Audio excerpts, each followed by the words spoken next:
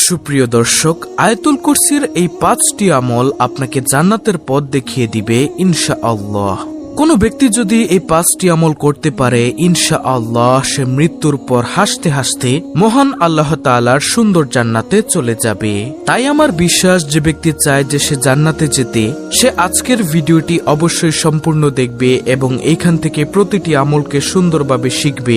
সে সুন্দরভাবে শিখে পরবর্তীতে নিয়মিত এই আমলগুলো করে মহান মালিকের পক্ষ থেকে জান্নাত নিয়ে নিবে ইনশাআল্লাহ। আল্লাহ তাআলা পবিত্র কোরআনুল কারীমের মধ্যে বলেন, আমি আমার বান্দাবান্দির জন্য এমন জান্নাতকে প্রস্তুত করেছি যে জান্নাতের কথা তারা কোনোদিন কল্পনায় আনতে পারেনি, চোখেও কোনোদিন দেখেনি। সুবহানাল্লাহ, এতটা সুন্দর হবে সেই জান্নাত। আল্লাহু আকবার। এবং আমাদের নবীজি সাল্লাল্লাহু আলাইহি ওয়াসাল্লাম বলেন, এমন জান্নাত আল্লাহ বানিয়েছেন, সে জান্নাতে গিয়ে যা চাইবে তাই পাবে। সুবহানাল্লাহ, আল্লাহু আকবার। প্রিয় দর্শক, যদি আল্লাহর এমন সুন্দর জান্নাত পেতে চান, তাহলে আয়াতুল কুরসির এই ৫টি আমলকে ছাড়বেন না ইনশাআল্লাহ। সব সময় গুরুত্বপূর্ণ এই ৫টি আমল করতে থাকুন আয়াতুল কুরসির। ইনশাআল্লাহ আমি গ্যারান্টি সহ বলতে পারি, অবশ্যই আল্লাহ তাআলা আপনার দোয়া কবুল করবেন, আপনাকে সুন্দর জান্নাতের ভাগীদার বানিয়ে দিবেন ইনশাআল্লাহ। কারণ প্রিয় দর্শক, আজকের এই আমলগুলো কোনো বানানো কথা নয়, এগুলো সম্পূর্ণ হাদিসের কথা। তাহলে চলুন কোনো কথা না বাড়িয়ে সহজে জান্নাত লাভের আয়াতুল কুরসির ৫টি আমল জেনে নেই। দর্শক, আয়াতুল কুরসির সর্বপ্রথম যে আমলের কথা বলবো সেটি হলো প্রত্যেক ফরজ সালাতের শেষে আয়াতুল কুরসি পাঠ করা। নবীজি সাল্লাল্লাহু আলাইহি ওয়াসাল্লামের একজন প্রিয় সাহাবী ছিল, যার নাম ছিল আবু উমামা রাদিয়াল্লাহু তাআলা আনহু। ওই সাহাবী বলেন, আমি নবীজি সাল্লাল্লাহু আলাইহি ওয়াসাল্লামের জবান মোবারক থেকে শুনেছি যে যদি কোনো ব্যক্তি প্রত্যেক ফরজ সালাতের পর আয়াতুল কুরসি পাঠ করতে পারে, তার জান্নাতে যাওয়ার জন্য কোনো বাধা থাকে না। শুধুমাত্র একটা বাধাই থাকে দুনিয়াতে, সেটা হলো মৃত্যু। যখন সে মৃত্যুবরণ করবে, সাথে সাথেই সে আল্লাহর জান্নাতে চলে যাবে। সুবহানাল্লাহ, আল্লাহু আকবার। অনেকে প্রশ্ন করতে পারেন যে আয়াতুল কুরসি আবার কোনটা? প্রিয় দর্শক, আপনাদের সুবিধার্থে আমি বলে দিচ্ছি, আয়াতুল কুরসি হলো সূরা বাকারার 255 নং আয়াত। আপনারা আয়াতুল কুরসিটি স্ক্রিনশট নিয়ে দেখে মুখস্থ করে নেবেন, আমি স্ক্রিনের মধ্যে দিয়ে দিলাম। প্রিয় দর্শক, তাই প্রত্যেক ফরজ সালাতের পর আয়াতুল কুরসি পাঠ করব ইনশাআল্লাহ। ফজরের 2 রাকাত ফরজ, জোহরের 4 রাকাত ফরজ, আসরের 4 রাকাত ফরজ, মাগরিবের 3 রাকাত ফরজ এবং এশার 4 রাকাত ফরজ নামাজের সালাম ফিরানোর সাথে সাথে আয়াতুল কুরসি পাঠ করব ইনশাআল্লাহ। আল্লাহ আমাদেরকে অনেক নিয়ামতের ভাগীদার করবে।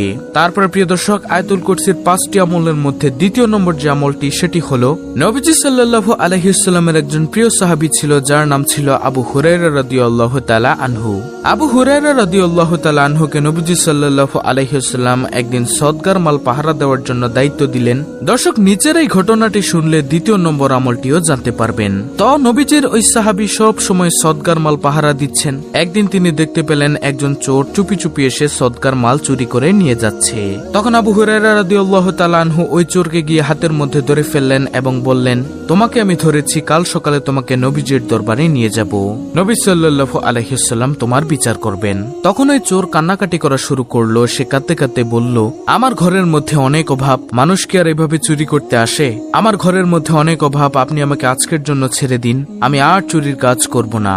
এটা গুনাহের কাজ আমি বুঝতে পেরেছি, তবে আমার ঘরে আমার সন্তান সন্ততি না খেয়ে মারা যাচ্ছে। তখন আবু হুরায়রা রাদিয়াল্লাহু তাআলা আনহুর মায়া লেগে গেল, কারণ নবীজির সাহাবীদের তো ছিল অনেক বেশি মায়া। নবীজির যেমন মায়া ছিল, নবীজির সাহাবীদেরও তেমন অনেক মায়া ছিল। নবীজির তো মায়ার কোনো তুলনাই নেই। নবীজির থেকে সেই মায়া শিখেছেন নবীজির সাহাবীরা। প্রিয় দর্শক, তখন নবীজির ওই সাহাবী আবু হুরায়রা রাদিয়াল্লাহু তাআলা আনহু তাকে ছেড়ে দিল। ছেড়ে দিলে ওই চোর চলে গেল। নবীজি সাল্লাল্লাহু আলাইহি ওয়াসাল্লাম আল্লাহর পক্ষ থেকে জানলেন যে আবু হুরায়রা রাদিয়াল্লাহু তাআলা আনহু এমন একজন চোরকে ধরেছিল যে সে চোরকে ছেড়ে দিয়েছে। নবীজি সাল্লাল্লাহু আলাইহি ওয়াসাল্লাম আবু হুরায়রাকে পরের দিন সকালে জিজ্ঞাসা করলেন, ও আবু হুরায়রা, তুমি নাকি গত রাতে একটা চোর ধরেছিলে, সে চোরকে তুমি কেন ছেড়েছ? তখন সাহাবী বলেন, ইয়া রাসূলুল্লাহ সাল্লাল্লাহু আলাইহি ওয়াসাল্লাম, সে অভাবের কথা বলেছে, তার সন্তান সন্ততি নাকি না খেয়ে মারা যাচ্ছে, তাই আমি তাকে ছেড়ে দিয়েছি। আমার অনেক মায়া লেগেছে। আমি এটা বিশ্বাস করি যে আমার নবীর অনেক মায়া, আমরাও মানুষের প্রতি মায়া দেখাবো, তাই আমি তাকে ছেড়ে দিয়েছি। নবীজি সাল্লাল্লাহু আলাইহি ওয়াসাল্লাম বললেন, ও আবু হুরায়রা শোনো, সে তোমাকে মিথ্যা কথা বলেছে, আজকে রাতে সে আবার আসবে। তখন নবীজির ওই সাহাবী আজকে রাতেও পাহারা দিচ্ছেন এমন সময় দেখতে পেলেন সেই চোর আবার এসেছে চুরি করতে।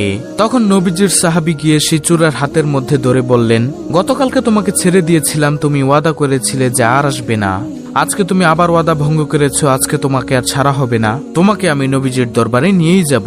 তখন ওই চোর আবার কান্নাকাটি শুরু করলো। সে চোর কাঁদতে কাঁদতে বলল, মানুষ